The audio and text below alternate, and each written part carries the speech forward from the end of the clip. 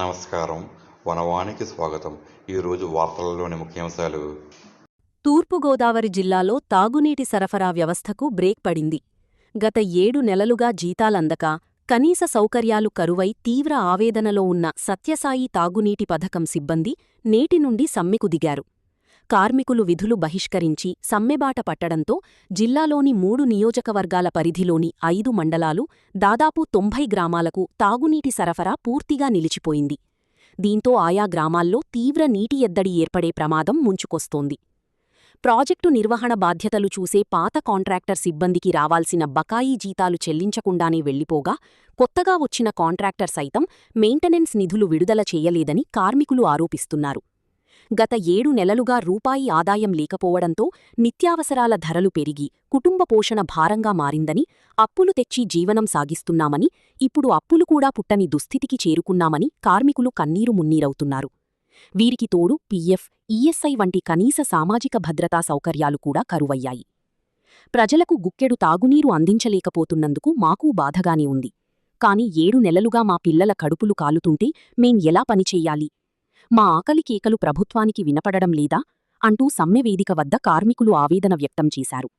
Maintenance పనులు నిలిచిపోవడంతో project వ్యవస్థ కూడా దెబ్బతినే ప్రమాదముందని వారు హెచ్చరిస్తున్నారు. ఈ సందర్భంగా కార్మికులు ఈ క్రింది ప్రధాన డిమాండ్లు చేశారు. అవి: బకాయి ఉన్న 7 నెలల జీతాలను యుద్ధ ప్రాతిపదికన విడుదల చెయ్యాలని, ప్రాజెక్టు నిర్వహణకు ప్రత్యేక కార్పొరేషన్ను ఏర్పాటు చేసి నెలనెలా ప్రభుత్వమే నేరుగా జీతాలు చెల్లించేలా శాశ్వత పరిష్కారం చూపాలని, ప్రాజెక్టులో ఆపరేషన్, మెయింటెనెన్స్ విభాగాలను వేరుచేసి కాలానుగుణంగా ఈ తాగునీటి పథకాన్ని పునర్నిర్మించాలని డిమాండ్ చేశారు. సమస్య తీవ్రత దృష్ట్యా జిల్లా ఉన్నతాధికారులతో పాటు రాష్ట్ర ఉప ముఖ్యమంత్రి పవన్ కళ్యాణ్ వెంటనే ఈ విషయంలో జోక్యం చేసుకోవాలని కార్మిక సంఘాలు వేడుకుంటున్నాయి. తక్షణమే స్పందించి తమ సమస్యలను పరిష్కరించకపోతే సమ్మెను మరింత ఉధృతం చేస్తామని వారు హెచ్చరించారు. అటు ప్రజల దాహం తీరాలన్నా, ఇటు కార్మికుల కుటుంబాలు గడవాలన్నా ప్రభుత్వం తక్షణమే స్పందించాల్సిన అవసరం ఎంతైనా ఉంది. మా సమస్యలన్నీ పరిష్కరించిన పక్షంలో వచ్చే నెల 9వ తారీఖున సమ్మె చేస్తామని అధికారులకు మేము తెలిపాం.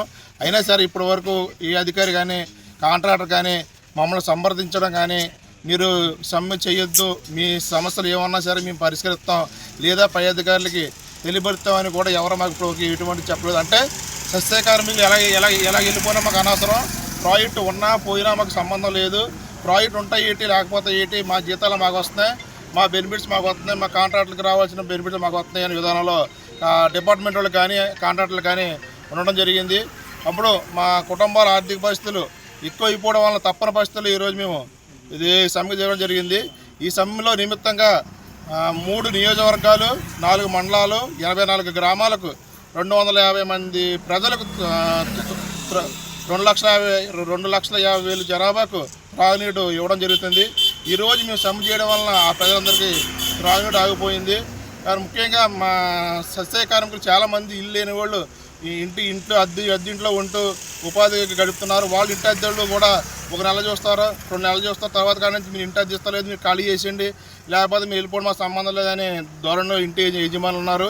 కనుక మాకు ఇప్పుడు రీసెంట్గా అంటే మన స్కూల్ కూడా ఓపెన్ చేయడం జరిగింది. స్కూల్లో పిల్లలు కూడా జాయిన్ చేయడం జరుగుతుంది. ఇప్పుడు వాళ్ళకి ఫీజులు కట్టాలి, బుక్స్ ఫీజులు కట్టాలి, అన్ని యూనిఫామ్లు కొనాలి.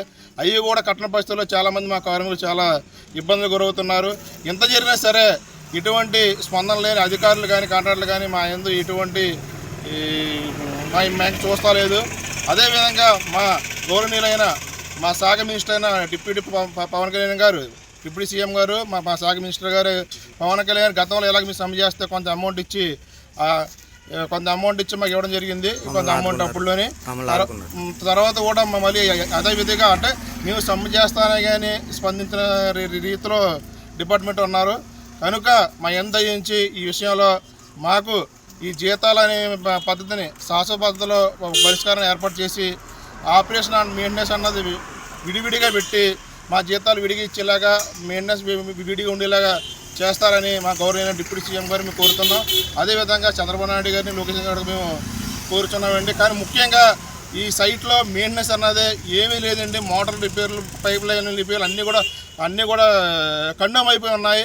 దయచేసి ఈ ప్రాజెక్ట్ ఉంటాయని మా కార్మికులు ఉంటాయని ప్రజలకు మేము వాటర్ ఇవ్వద్దాం. కాబట్టి మోటార్ల మెయింటెనెన్స్ అన్నదే దయచేసి మా ప్రభుత్వం వారు స్పందించి దీన్ని శాశ్వత పరిష్కారంగా మోడల్ రిపేరు అదేవిధంగా మా జీతాలు కూడా శాశ్వతంగా 10 నెలలు వచ్చే విధంగా ఇస్తారని ఈ మీడియా ముఖంగా మేము కోరి ప్రార్థిస్తున్నాను.